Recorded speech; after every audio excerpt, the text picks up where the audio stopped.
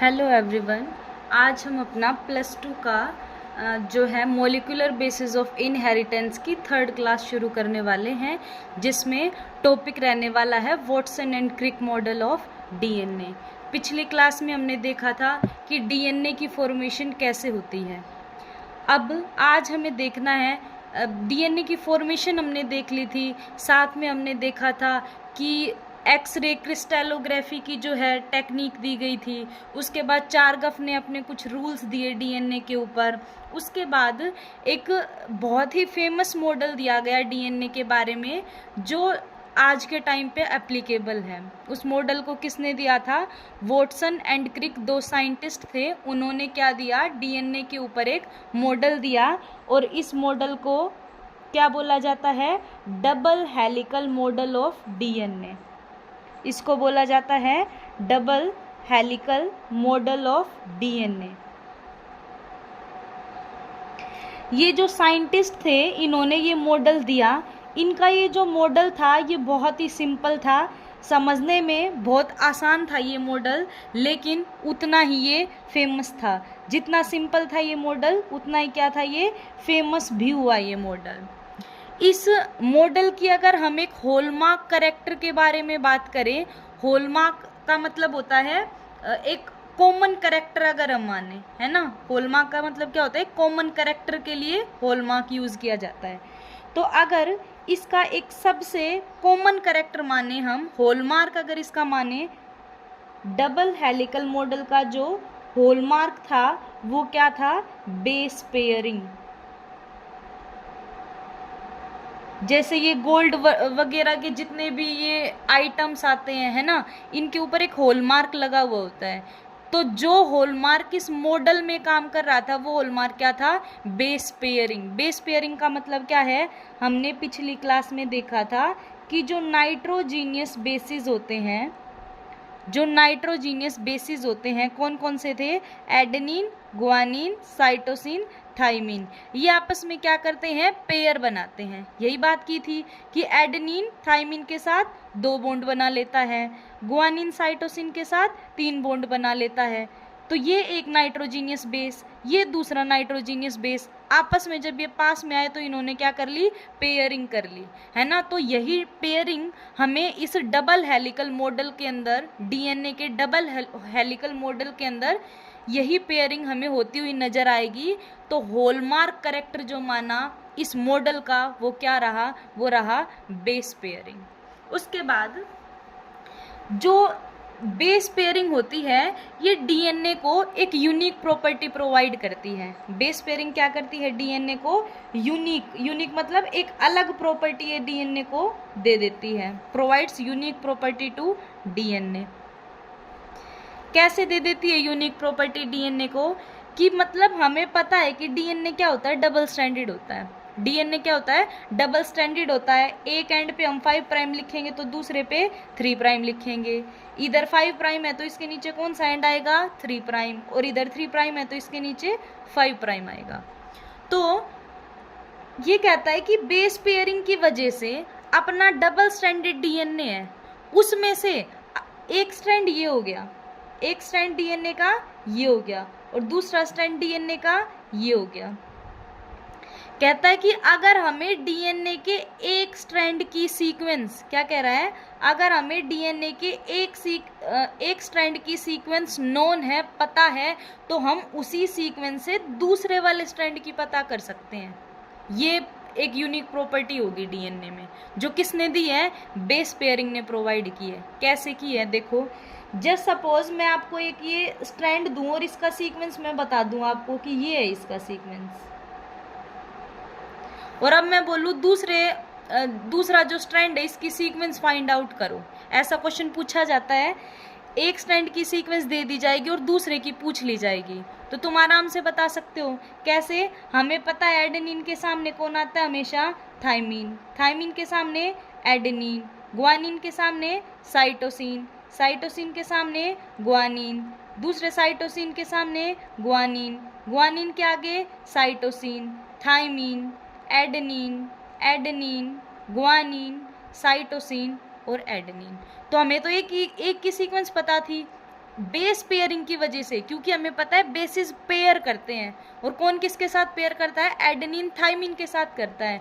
तो इसी base pairing की प्रॉपर्टी की वजह से हमें अगर डीएनए के एक स्ट्रैंड की सीक्वेंस पता है तो हम दूसरे स्ट्रैंड की जो सीक्वेंस है वो बता सकते हैं।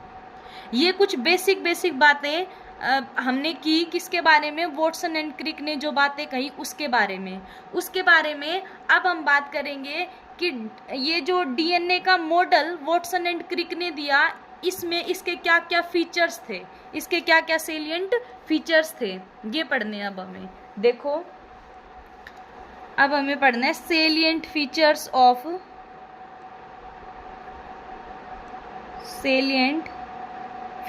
Of double helical model of DNA. कुछ 6 पॉइंट्स दिए जो वॉटसन एंड क्रिक जो था उन्होंने डीएनए के मॉडल के ऊपर कितने पॉइंट्स दिए थे, 6 पॉइंट दिए थे जो कि ध्यान होने चाहिए। पहला, सबसे पहली बात वॉटसन एंड क्रिक ने कही कि जो डीएनए है ये 2 पॉलीन्यूक्लियोटाइड चेन से मिलके बना होता है। डीएनए 2 पॉलीन्यूक्लियोटाइड की चेन से मिलके बना हुआ होगा। देखो ऐसे मान लो ये एक पॉलीन्यूक्लियोटाइड की चेन और ये दूसरी, ये क्या है, ये डीएनए की 2 पॉलीन्यूक्लियोटाइड चेन है। क्या है ये, डीएनए की 2 पॉलीन्यूक्लियोटाइड चेन है। ठीक है, तो पहला पॉइंट क्या हुआ, DNA consists of 2 polynucleotide chains. DNA consists of 2 polynucleotide chains. अभी हम अलग अलग से नहीं दिखाएंगे कि एक नाइट्रोजीनियस बेस ये रहा एक ये रहा, ऐसे नहीं दिखाएंगे। हमें पता है जब वो ये न्यूक्लियोटाइड्स जुड़े थे तभी क्या बना था अपना, ये डीएनए ऐसे तैयार हुआ था। अब इसको सिंपल बना लिया गया है। किसका स्ट्रक्चर बना रहे हैं हम, डीएनए का स्ट्रक्चर बना रहे हैं। तो salient features of double helical model of DNA में पहला क्या आएगा, DNA consist of 2 polynucleotide chain. एक चेन ये रही और दूसरी चेन ये रही। उसके बाद एक बात हमने पिछली क्लास में की थी कि जो डीएनए की पॉलीन्यूक्लियोटाइड चेन्स होती है ना, इनमें बैकबोन कौन बनाता है, डीएनए की बैकबोन बनाने का काम करते हैं शुगर और फॉस्फेट। शुगर और फॉस्फेट क्या बनाते हैं, डीएनए की बैकबोन बनाने का काम करते हैं। यही पहला फीचर किसने दिया, वॉटसन एंड क्रिक ने दिया डीएनए के बारे में। दूसरा फीचर उन्होंने क्या दिया कि जो 2 पॉलीन्यूक्लियोटाइड की चेन होंगी ना वो एंटी पैरेलल होंगी। वो क्या होंगी, एंटी पैरेलल होंगी।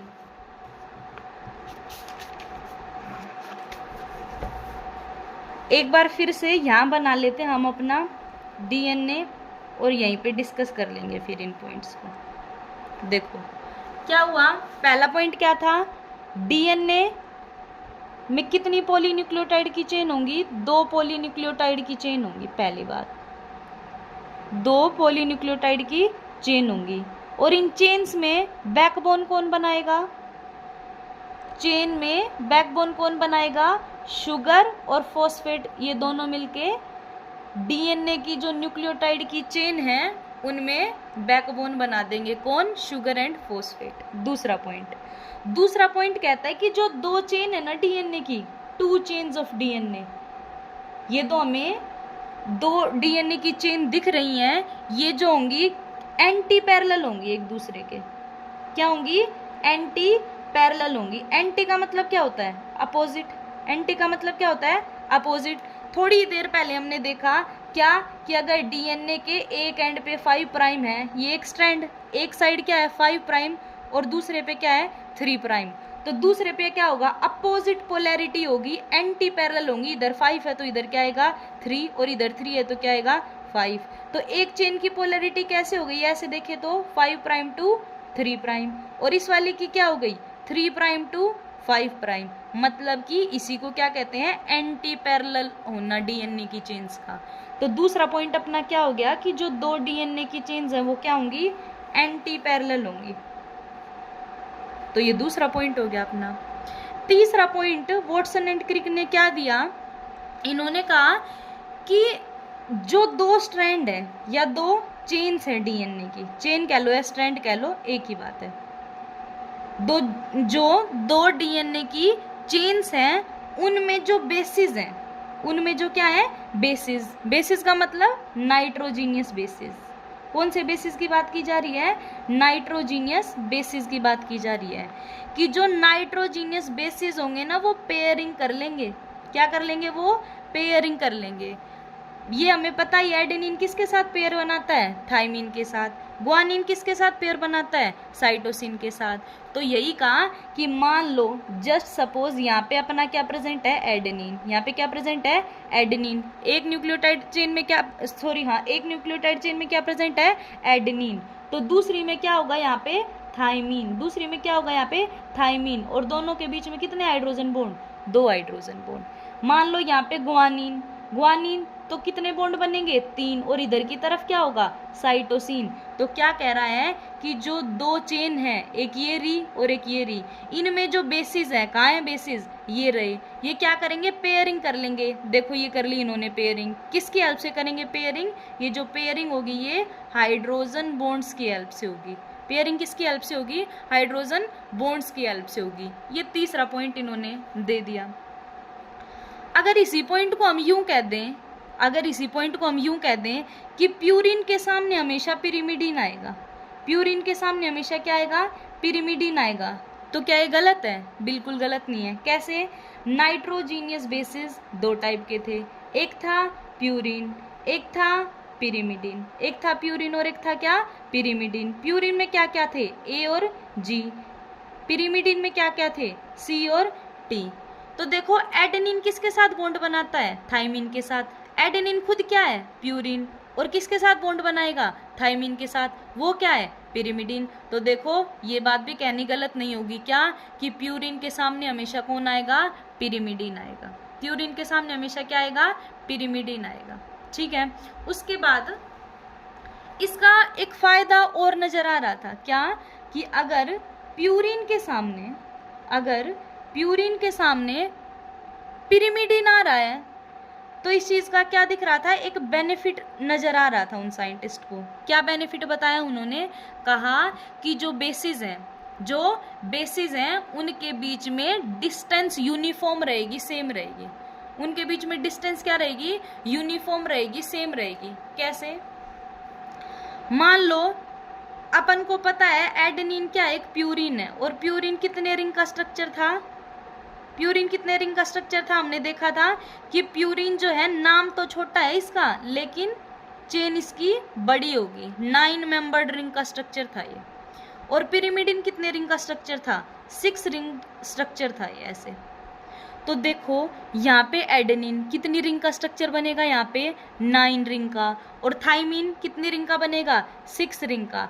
तो एक रिंग यहाँ इतनी जगह कवर कर रही है, एक रिंग यहाँ इतनी जगह कवर कर रही है, तो दूसरी साइड ये वाली इतनी कर रही है। मैं क्या कहना चाह रही हूँ, मान लो एडेनिन बनाऊं मैं ऐसे, ये एडेनिन बना लिया, सपोज मैंने एडेनिन है और ये किसके साथ पेयर करता है?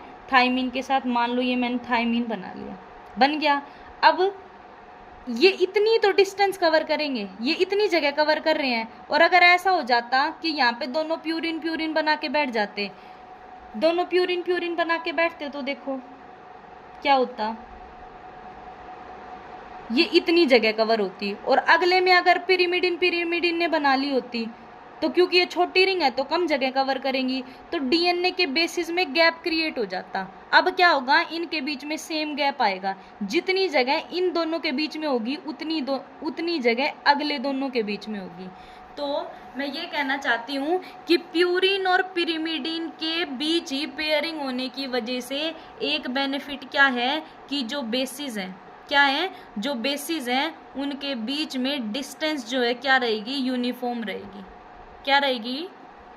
डिस्टेंस यूनिफॉर्म रहेगी। 3 पॉइंट पढ़ लिए हमने, 3 और बचते हैं। पहला क्या, डीएनए जो है 2 पॉलीन्यूक्लियोटाइड चेन से मिलके बनेगा। डीएनए की बैकबोन कौन बनाएगा? शुगर और फॉस्फेट बनाएंगे।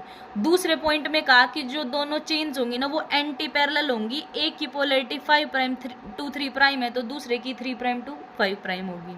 उसके बाद में जो 2 चेन है डीएनए की, उनके बेसिस आपस में क्या कर लेते हैं, पेयरिंग कर लेते हैं। एडेनिन हमेशा थाइमिन के साथ पेयरिंग करेगा और कितने बॉन्ड से करेगा, 2 बॉन्ड से करेगा, और वो बॉन्ड कौन से होंगे, हाइड्रोजन बॉन्ड। ग्वानिन कितने बॉन्ड बनाएगा साइटोसिन के साथ, 3 बनाएगा। प्यूरिन के सामने अगर तुम इस रिंग में कहीं भी देखोगे, इस डीएनए के स्ट्रक्चर में कहीं भी देखोगे तो क्या नजर आएगा, प्यूरिन के सामने हमेशा पिरिमिडिन नजर आएगा। फायदा क्या हो जाएगा इस चीज का, यूनिफॉर्म डिस्टेंस रहेगा। क्या रहेगा, यूनिफॉर्म डिस्टेंस रहेगा। मान लो आगे यहाँ साइटोसिन होता है और यहाँ ग्वानिन, तो मान लो इसके बीच में जितना इनके बीच में डिस्टेंस जो होगा ना, वही इनके बीच में होगा। अभी हम देखेंगे यहाँ पे कि कितना डिस्टेंस है इनके बीच में। तो ये 3 पॉइंट वॉटसन एंड क्रिक ने जो अपने डीएनए के मॉडल में दिए, वो अब हमें नेक्स्ट 3 देखने हैं।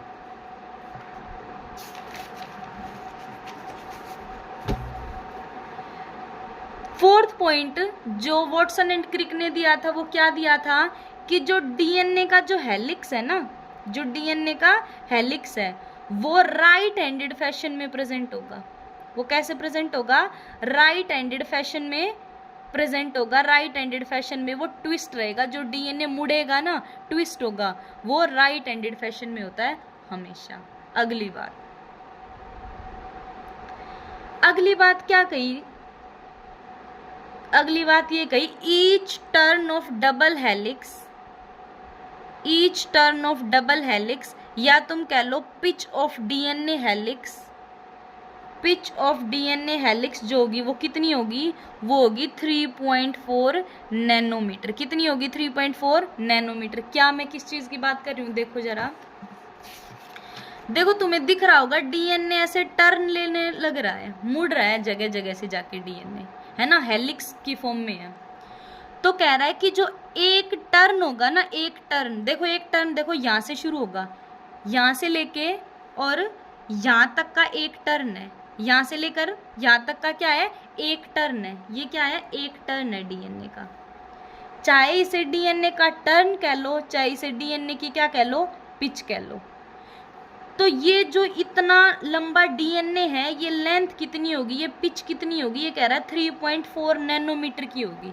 कितनी होगी, 3.4 नैनोमीटर की होगी। अगली बात, इस 3.4 नैनोमीटर वाले इतने डीएनए में एक टर्न डीएनए के अंदर 10 बेस पेयर आएंगे।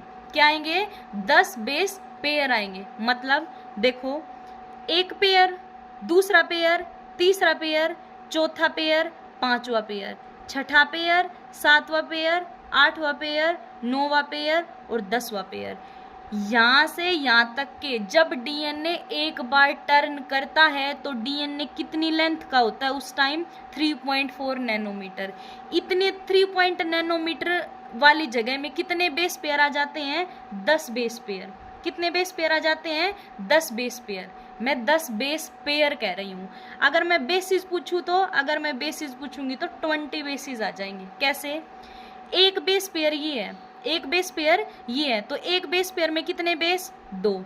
तो बेस पेयर कितने हैं, देखो 1 2 3 4 5 6 7 8 9 10, कितने, 10 बेस पेयर हैं। और बेसिस गिनूंगी तो मैं 1 2 3 4 5 6 7 8 9 10 11 12 13 14 15 16 17 18 19 20, कितने बेसिस, 20 बेसिस। यही पॉइंट था वॉटसन एंड क्रिक मॉडल का 5th वाला। क्या कि हर डीएनए का जो टर्न होगा या हर डीएनए की जो पिच होगी वो कितनी होगी, 3.4 नैनोमीटर। उसके अंदर कितने बेस पेयर आ जाएंगे, 10 बेस पेयर आ जाएंगे। अगर बेसिस के हिसाब से पूछें तो कितने बेसिस आ जाएंगे, 20 बेसिस आ जाएंगे। कितने बेसिस आ जाएंगे, 20 बेसिस आ जाएंगे।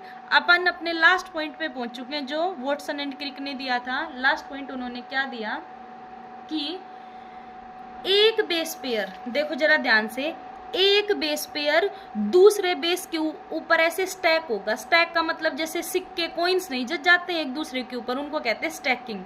तो जैसे ये एक बेस पेयर आया, फिर उसके ऊपर दूसरा आएगा, फिर उसके ऊपर तीसरा आएगा, ऐसे स्टैक होते जाएंगे, एक दूसरे के ऊपर लगते जाएंगे। तो क्या कहा कि एक बेस पेयर, ध्यान से सुनना, 1 base pair stack over the other. एक बेस पेयर दूसरे के ऊपर क्या हो जाएगा, स्टैक हो जाएगा, और स्टैकिंग की वजह से क्या होगा, डीएनए जो है उसकी स्टेबिलिटी बढ़ जाएगी। क्या बढ़ जाएगी, डीएनए की स्टेबिलिटी बढ़ जाएगी। जब एक बेस पेयर के ऊपर दूसरा बेस पेयर लगेगा तो डीएनए को एक्स्ट्रा स्टेबिलिटी मिलेगी। यही था हमारा Watson and Crick model of DNA, जो कि काफी बारी पूछा गया है एग्जाम में। क्या क्या पॉइंट्स पढ़े हमने देखा डीएनए 2 पॉलीन्यूक्लियोटाइड चेन का है। डीएनए की बैकबोन कौन बनाएगा, शुगर और फॉस्फेट। दूसरा पॉइंट, डीएनए की जो 2 चेन्स है वो एंटी पैरेलल होगी, एक की पोलैरिटी 5 प्राइम टू 3 तो दूसरे की 3 प्राइम टू 5 प्राइम। डीएनए की जो 2 चेन्स है उनके बेसिस आपस में पेयर करेंगे, प्यूरिन के आगे हमेशा पिरिमिडिन आएगा, और ऐसा होने की वजह से डीएनए के बेसिस के बीच में सेम डिस्टेंस क्रिएट होगा। अगला, डीएनए का हेलिक्स राइट हैंडेड फैशन में प्रेजेंट होता है। एक टर्न में 3.4 नैनोमीटर का डीएनए आता है, उसमें 10 बेस पेयर होते हैं और 20 बेस होते हैं। एक बेस पेयर दूसरे के ऊपर स्टैक हो जाता है, जिस वजह से डीएनए को एक्स्ट्रा स्टेबिलिटी मिलती है। एक बहुत ही छोटा टॉपिक है अभी अपना, वो और कवर कर लेते हैं। टॉपिक का नाम है central dogma of biology. Central dogma of biology क्या कहता है, देखो। सबसे पहले जो सेंट्रल डोग्मा ऑफ बायोलॉजी का जो कंसेप्ट है ये दिया था फ्रांसिस क्रिक ने। किसने दिया था, फ्रांसिस क्रिक ने दिया था। फ्रांसिस क्रिक ने कहा कि जो बॉडी है ना उसमें इंफॉर्मेशन का फ्लो जो होता है ना वो यूनिडायरेक्शनल होता है। फ्लो ऑफ इंफॉर्मेशन कैसा होता है, यूनिडायरेक्शनल होता है, कि जो भी इंफॉर्मेशन है उसके फ्लो करने की जो डायरेक्शन है वो एक ही रहेगी। यूनि मतलब एक, डायरेक्शनल मतलब डायरेक्शन। इंफॉर्मेशन एक ही डायरेक्शन में फ्लो करती है बॉडी में। किस डायरेक्शन में, इन्होंने कहा कि सबसे पहले जो इंफॉर्मेशन है ना वो डीएनए के पास होगी। सबसे पहले जानकारी, इंफॉर्मेशन किसके पास होगी, डीएनए के पास होगी, और डीएनए उस इंफॉर्मेशन को आरएनए के पास भेज देता है। डीएनए उस इंफॉर्मेशन को किसके पास भेज देता है, आरएनए के पास भेज देता है, और फिर ये आरएनए उस इंफॉर्मेशन को प्रोटीन के पास भेजता है। किसके पास भेजता है, प्रोटीन के पास भेजता है। जो इंफॉर्मेशन डीएनए के पास है वो किसके पास जाएगी, आरएनए के पास, और आरएनए की प्रोटीन के पास। ऐसे फ्लो होगा। तो देखो एक ही डायरेक्शन में हो रहा है, इसी डायरेक्शन में इंफॉर्मेशन जो है फ्लो कर रही है। तो इसीलिए फ्रांसिस क्रिक ने क्या कहा कि इंफॉर्मेशन का फ्लो यूनिडायरेक्शनल होगा। क्या होगा, यूनिडायरेक्शनल होगा। एक चीज और करनी है अभी, डीएनए से डीएनए, ध्यान से देखना, डीएनए से डीएनए जब बने तो उस प्रोसेस को रेप्लिकेशन कहते हैं। जब डीएनए से डीएनए बनता है तो उस प्रोसेस को क्या कहते हैं, रेप्लिकेशन कहते हैं। जब डीएनए इंफॉर्मेशन आगे भेजता है तो आरएनए बनता है। जब डीएनए इंफॉर्मेशन को आगे भेजता है तो कौन बनता है, आरएनए बनता है। और डीएनए से आरएनए बनने की प्रोसेस को ट्रांसक्रिप्शन कहते हैं। डीएनए से आरएनए बनने की प्रोसेस को क्या कहते हैं, ट्रांसक्रिप्शन कहते हैं। फिर आरएनए बना, आरएनए के पास अब इंफॉर्मेशन है, आरएनए उस इंफॉर्मेशन को किसके पास भेजेगा, आगे भेजेगा, और आगे भेजने से क्या बन जाएगा, प्रोटीन बन जाएगा।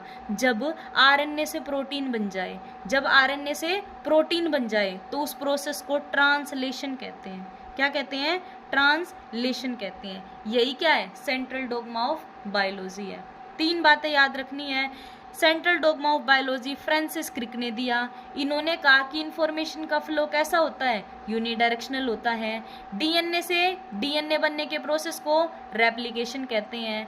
डीएनए से इंफॉर्मेशन आगे जाएगी तो आरएनए बन जाएगा, और आरएनए बनने की प्रोसेस को ट्रांसक्रिप्शन कहते हैं। आरएनए से प्रोटीन बन जाता है और इसे ट्रांसलेशन कहते हैं। इसे क्या कहते हैं, ट्रांसलेशन कहते हैं। एक और चीज हम साथ साथ याद कर लेते हैं, डीएनए को मास्टर कॉपी के नाम से भी जाना जाता है। डीएनए को मास्टर कॉपी के नाम से भी जाना जाता है। आरएनए को वर्किंग कॉपी के नाम से जाना जाता है। आरएनए को और क्या बोला जाता है, वर्किंग कॉपी बोला जाता है। और प्रोटीन को एक्सप्रेसिंग मॉलिक्यूल बोला जाता है, या एक्सप्रेसिंग कॉपी कह लो, एक्सप्रेसिंग कॉपी। डीएनए को मास्टर कॉपी, आरएनए को वर्किंग कॉपी, और प्रोटीन को एक्सप्रेसिंग कॉपी कहा जाता है। ये क्या था, सेंट्रल डोगमा ऑफ बायोलॉजी था। एक चीज और देख लेते हैं हम, रिवर्स सेंट्रल डोगमा। ये तो क्या था, सेंट्रल डोगमा। अब हम क्या देख रहे हैं, next reverse central dogma. Reverse central dogma, reverse central dogma को टेमिनिज्म के नाम से भी जाना जाता है। रिवर्स सेंट्रल डोगमा को टेमिनिज्म के नाम से भी जाना जाता है। अभी तक हमने क्या पढ़ा, ये पढ़ा हमने सेंट्रल डोगमा के अंदर कि डीएनए से डीएनए बनने की प्रोसेस को क्या कहते हैं, रेप्लिकेशन कहते हैं। क्या कहते हैं, रेप्लिकेशन कहते हैं। डीएनए से आरएनए बनने की प्रोसेस को क्या कहते हैं, ट्रांसक्रिप्शन कहते हैं। क्या कहते हैं, ट्रांसक्रिप्शन कहते हैं। और आरएनए से प्रोटीन बनने की प्रोसेस को क्या कहते हैं, ट्रांसलेशन कहते हैं। यही पढ़ा अब तक हमने, यही पढ़ा हमने। क्या कहा, डीएनए से आरएनए बनता है और आरएनए से क्या बनता है, प्रोटीन बनता है। लेकिन बाद में दो साइंटिस्ट और आए, ये थोड़ी एक्स्ट्रा इन्फॉर्मेशन है, नहीं पूछी जाती, फिर भी उन साइंटिस्ट का नाम था Temin and Baltimore. Temin and Baltimore. इन्होंने कहा कि ठीक है, जो बात फ्रांसिस क्रिक ने कही वो कुछ हद तक सही है, लेकिन कई बार क्या होता है, आरएनए डीएनए भी बना सकता है। फ्रांसिस क्रिक ने क्या कहा कि डीएनए से आरएनए बनेगा, लेकिन टेमिन एंड बाल्टीमोर ने कहा कि आरएनए से डीएनए भी बन सकता है कुछ ऑर्गेनिज्म में। आरएनए से डीएनए भी बन सकता है कुछ ऑर्गेनिज्म में। उन्होंने नहीं कहा सभी में बन जाएगा, कहा कुछ ऑर्गेनिज्म में। तो किस में बनेगा, उन्होंने कहा वायरसेस में होता है ऐसा। वायरसेस में क्या होता है, आरएनए से डीएनए बनता है। वायरसेस में आरएनए से क्या बनता है, डीएनए। अभी तक हम बोल रहे थे डीएनए से आरएनए बनेगा तो ट्रांसक्रिप्शन बोलेंगे, लेकिन प्रोसेस क्योंकि उल्टा चल पड़ा है, आरएनए से डीएनए बनने लगा है अब, तो इस प्रोसेस को हम क्या कहेंगे, अब रिवर्स ट्रांसक्रिप्शन कहेंगे। क्या कहेंगे, रिवर्स ट्रांसक्रिप्शन कहेंगे। यही क्या था, reverse central dogma of biology था, जिसे टेमिनिज्म भी कहते हैं। ठीक है, तो ये अब हमने ये टॉपिक कवर कर लिए। कल हम अपना नेक्स्ट टॉपिक कवर करेंगे, पैकेजिंग ऑफ डीएनए हेलिक्स।